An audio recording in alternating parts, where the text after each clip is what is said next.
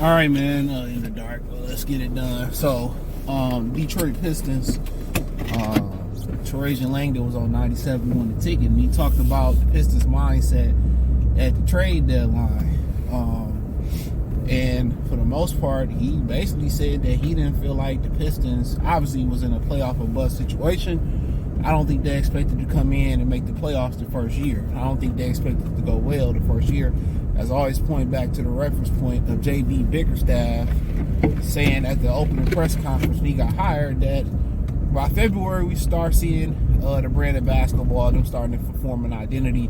And that's an issue that I had on this channel, and I'm pretty sure many other people around the Detroit sports community had as well too, was that the Pistons didn't have an identity when they played last year. They was identity deficient. They just didn't really have an identity, and that bothered a lot of people. They just didn't play with no soul, no heart. You couldn't put a label on the brand of basketball they played.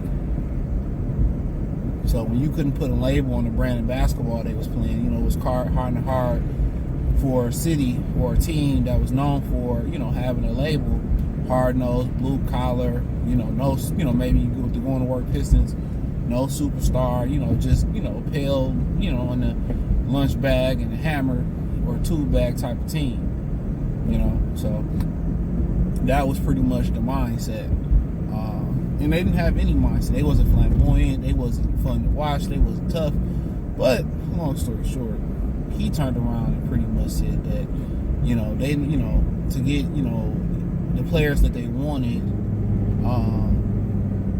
there's like 4 or 5 teams in the league that have the majority of the assets that could pretty much make a move happen. He said he didn't feel like the Pistons, had enough assets. They were asset deficient.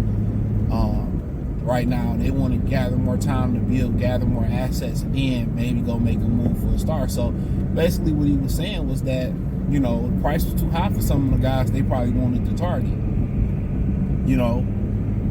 What they was asking from them to get the guys they probably were interested in was just too high. And they weren't really in a rush to make something happen. They not like, oh man, it's boom or bust. It's like, no, we can slow cook this. You know what I'm saying? We would love to get K a little bit more help, especially since Ivy went down. But really, we playing with house money. And sometimes, you go to the casino and you build your capital up, and and people are just so ignorant. Like, do people be in a rush? It's snowing, it's slick out here. This guy want to run through a red light. I just be looking at certain drivers, man, and just be like, man, like I just be wondering, like, come on now. Y'all want to know why our insurance so high? Because y'all drive like idiots. If you know it's slick outside, why even take a chance in doing some dumb stuff out here? And then they have an accident, they have a dumb look on their face like, it was a mistake. Like, wasn't a mistake. You rushing to go absolutely nowhere. But nonetheless, and it's super slick out here because I am sliding as we speaking right now. But nonetheless, like you go here, you look, man, and he right. Like, I'm not about to give up an asset that we really see a lot of potential in, and for a guy that we'll be rushing for. So we still got the draft, we got free agency, we have some cap space. So I definitely understand where you're coming from. It wasn't no rush. You get to the casino, you bring 100, you up 500. You like, man, I could just gamble my 5 and turn it to 15 or turn it to 2,000, at least turn it to 1,000, and you lose it all. You could have took your 500, bought some wings or got a drink or just left with your money and been good. But it is what it is. But I definitely agree. Like, just enjoy the process. Y'all ahead of the curve. So keep doing what you're doing. Keep doing what you're doing. That'll be my message. Keep doing what you're doing. So I like it. They ain't really trying to rush it. And then also you form the camaraderie. So now you thinking about bringing some of these guys back, like Malik Beasley long term, and then you possibly thinking about probably bringing back Tim Hardaway Jr. So now you in a situation where you like, man, this fit is so good. We can bring these guys back for a good price point, and then we possibly can go, sign a big name guy, put us over the hump. So, yeah, I like the way they move. I really do. I like the way the Pistons move. So, and what Trajan Langdon done, he just built on what Troy Weaver already built on. But Troy just had a,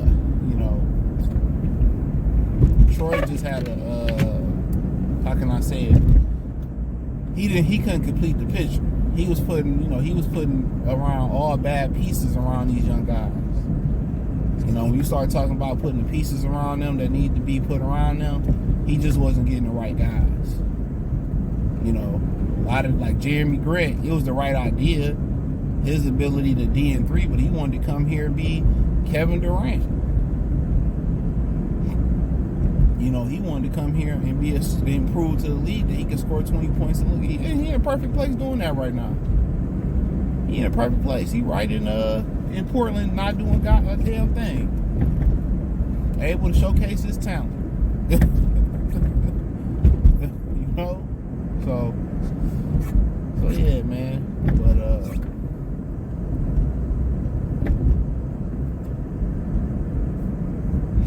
But yeah, man. I like how the Pistons moving, how they taking their time. The same thing the Lions doing. Say what you want to say about the Detroit Lions, but they ain't trying to rush it. We'd like to see them make that push, maybe a little push in there, but they just we just gonna keep drafting, keep building it, keep following our plan, and keep going the right way. So, yeah, man, I look forward to it. I look forward to the process of the Pistons going the right way and doing their thing.